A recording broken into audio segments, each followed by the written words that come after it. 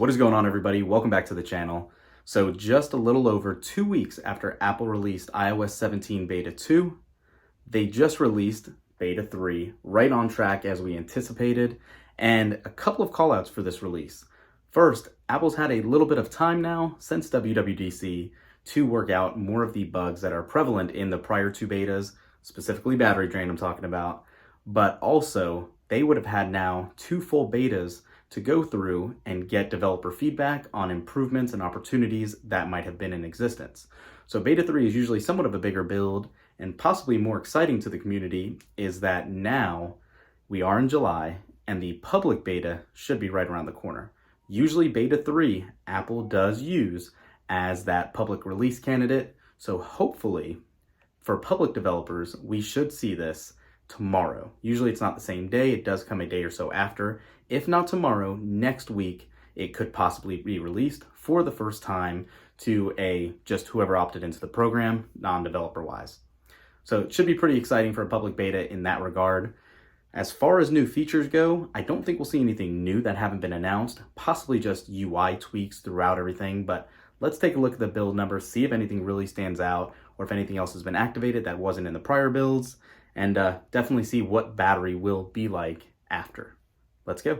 So iOS 17 Beta 3 just finished installing, and as we traditionally do, let's check this out.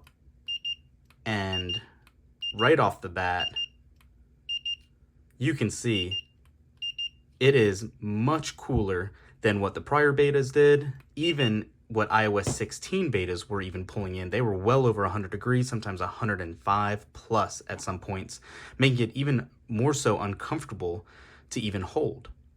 So beyond that, let's go ahead and get into this and dive into the settings as we traditionally do. So settings, general, and then software update. You can see we are on the latest build. Nothing new should pull in. Okay. And then if we go into about, you guys can see this is still an H build, which is what we were on prior, but now the build number is 21A5277H. And just to show you guys really quick too, that was what the prior build was, and you can see just how comparable the numbers are. So we went from 21A5268H to the new one of 21A5227H. So not a significant jump in build numbers, which is very interesting. If we go into the beta link, thanks to their new Outlook, you can see it's still showing that public betas are still coming soon. They are not yet available. No surprise there. This should be dropping tomorrow or next week if Apple decides to utilize Beta 3 for the public betas. If you go into the developer documentation, you can see it has yet to be updated. It is still showing Beta 2 release notes. And obviously you have those slew of older issues we described prior that are known and what has been fixed and what has also been improved. So nothing really to discuss here yet. Stay tuned for our subsequent videos. We will cover all of those options. One thing that obviously is going to be on the top of everyone's mind running these betas is battery life. Obviously, we haven't had a chance to fully test that yet, but we'll be putting it through its paces in the coming days. Hopefully, it's much more stable than what it was on Beta 2.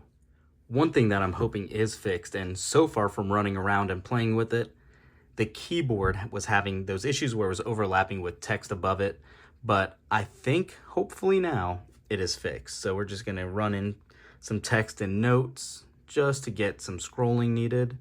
Let's go out. And the keyboard is not overlapping with the text anymore. So this was really prevalent in messaging. If you were sending a text message or even on Safari or any web browser, the keyboard would overlap with what you're trying to see. And when you would try to scroll up, it would just kind of give you that bounce back effect. Hopefully that looks to be resolved here. Again, not a lot of time to test fully, but hopefully that is a good sign. Beyond that, everything else seems to be pretty smooth and fluid. We haven't had any real issues or anything else we've experienced bug-wise just in the limited time of using it. Obviously, everything looks fluid. It seems to be pretty well, like the ProMotion is working much better than it was in Beta 1 and even somewhat in Beta 2. Obviously, the camera's not going to capture that, but that is promising as well. So yeah, What other updates or upgrades are you looking to hope to see from Beta 3? Let us know in the comments down below, guys. Thanks for watching. We'll do another follow-up video if we find a lot of new features or improvements made. But for now, this just looks to be a solid update. We'll catch you guys in the next one. Peace.